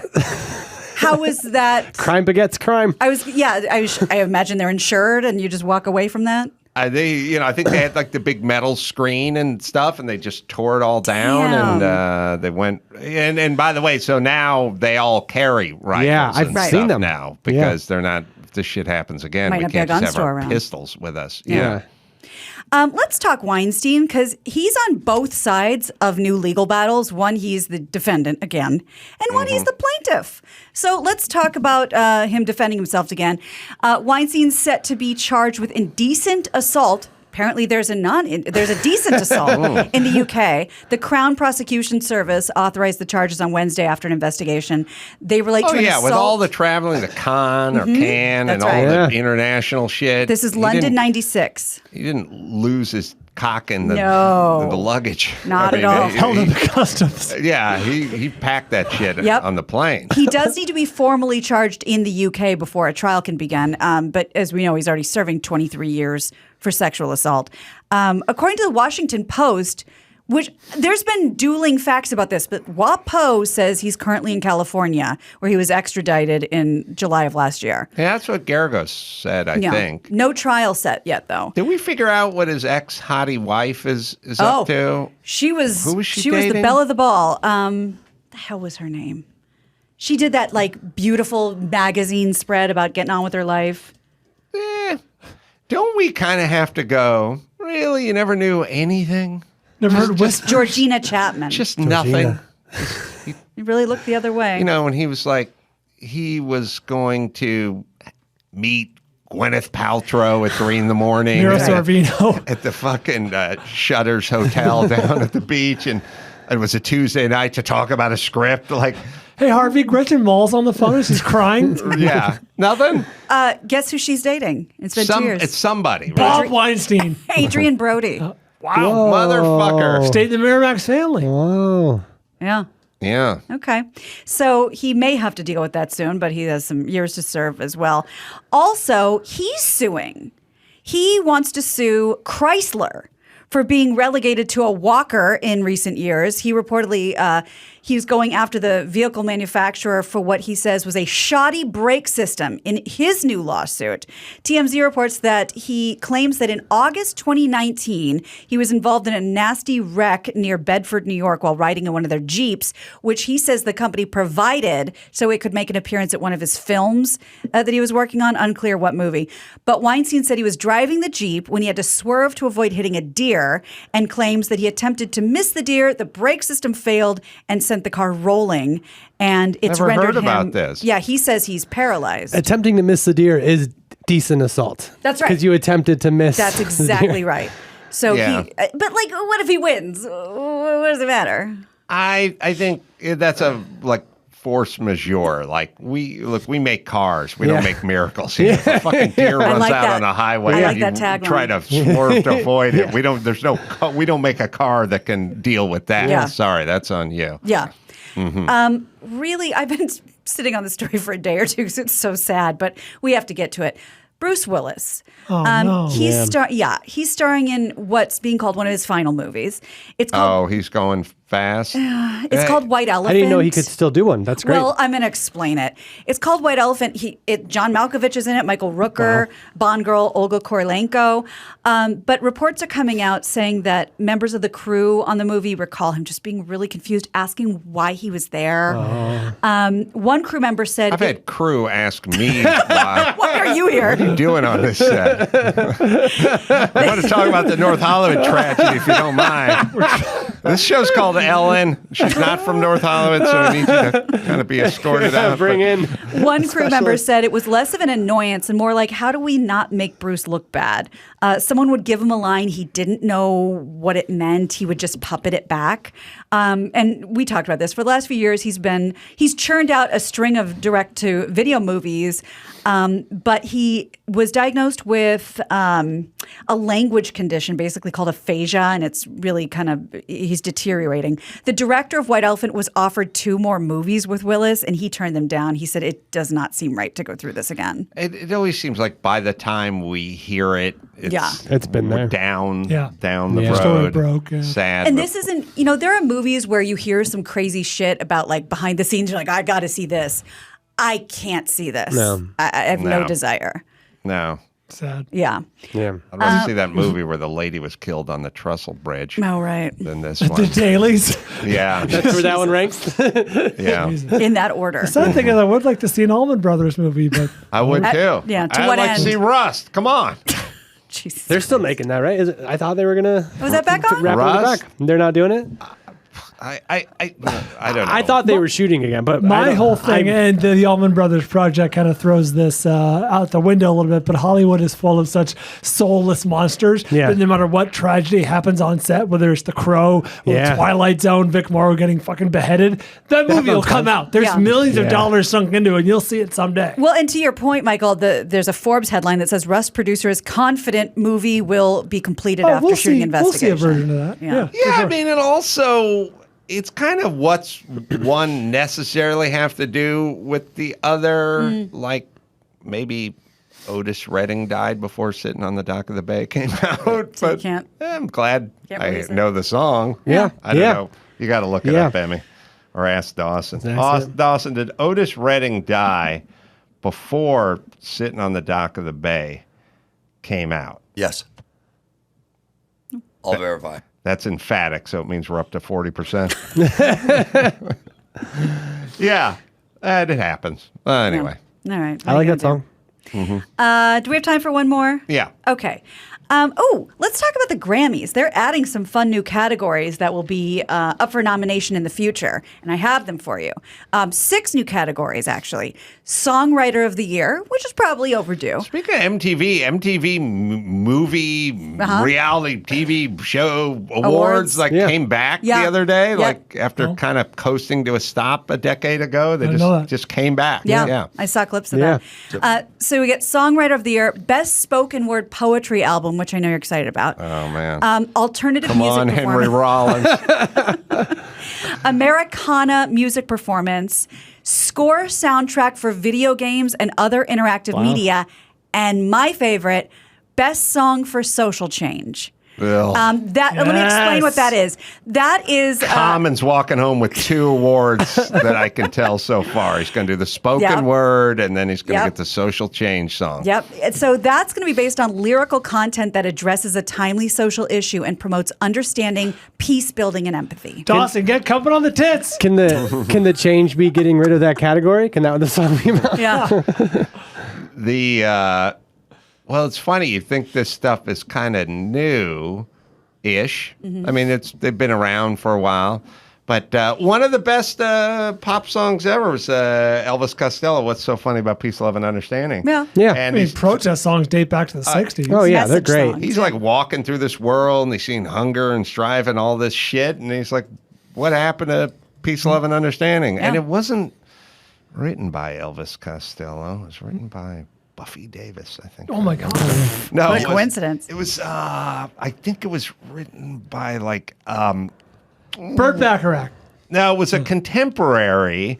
It was like Dave Edmonds or Harry Nilsson or someone? Nick Lowe. I'm going with Nick Lowe All right. on this one, who sung the opposite of that song, which is you got to be cruel to be kind. Ooh, yeah. So that you can beat the shit out of your son, but that's you being kind. You love him. I think Nick Lowe Yes, wrote you're correct. Nick Lowe wrote it. that fucker wrote, you got to be cruel to be kind. And what's so funny about Peace, Love, and Understanding? That's range. That's the whole range, yeah. And verified, yes, Otis Redding died before the release of Dock of the Bay.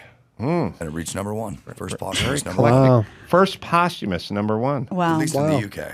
Do you guys? I remember seeing this a while ago. This is at least 10 years old. It's Louis C.K., Chris Rock, Ricky Gervais, and Seinfeld about. Do you remember this? On HBO. Well, I don't know what you're going to reference, but I just sent it to Ben. If you wouldn't mind putting this up, I think about this every once in a while, and it really gets me.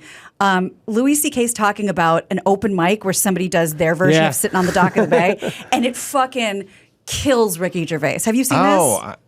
No, I don't think I've seen it. I've seen the minute and a half. The sort of symposium where comedians are talking about what makes things funny. No, this is not that. Well, that is lowbrow. it's a clip from that though. But they're talking about stand-up. I'm saying it's like they're sitting around breaking down comedy. Yes. Right, here we go. A Run to You, which is probably on your phone. I was gonna say, if someone calls, we'll hear it, right? It's a ringtone.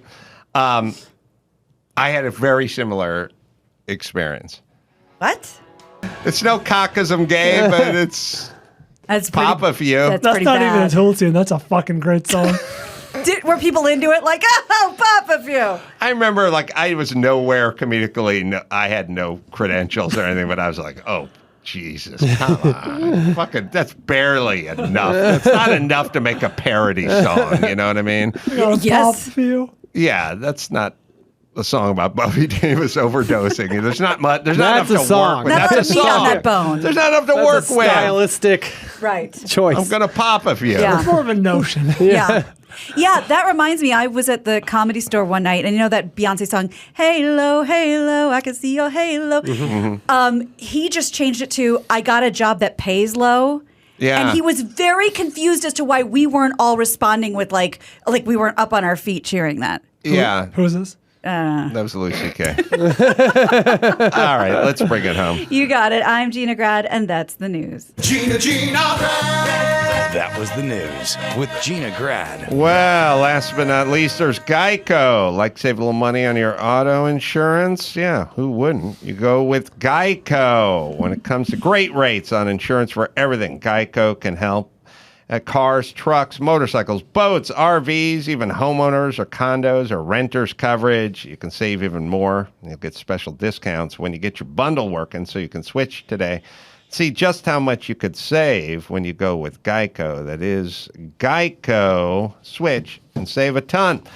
Michael's going to be at the Ben Theater June 10th through the 11th. I think I can save us a ton in copier toner, Emmy. I say we go June 10th and 11th, and we don't even say June again. Yeah. I think they've saved Just us 10 and 11? Just Oh, June buddy, I 10 don't know about that. and 11. Flying without a net. And I think the audience will be informed. I think they'll And I'm know. going to save a fucking boatload on copier toner. Also, learning. June 14th through June 15th, the following day. That'll be Off the Hook Comedy Club. That's in Naples, and the Ben Theaters in West Bend, Wisconsin. Wow. Yeah. All right. Never been to that theater, but knock it out of the park. Thank you. And the stand-up special, the internet live, streaming on Apple Music and other platforms as well. And Kyle Gallner as well. His movie, which Brian gives 2 thumbs up to, Dinner in America. Me, Denver Comedy Works, I think, is coming up south. That's June 24th and 25th. Go to adamcarolla.com and say hi. And until next time, this is Adam for Kyle and Michael and Gina and Bald. Say it. Mahalo. And I've just been drinking the entire time. Like, I'm like, oh, I just watched 7 of these. So it's like Hard Knocks, but with racing, kind of. Yeah, it's Hard Knocks, but with racing. And each episode is like 42, 47 minutes, 39 minutes. And the next one just rolls. You don't even get to finish the There credits. should be a thing where it should be like, stop drinking, give me 10 push-ups, or go the fuck to bed.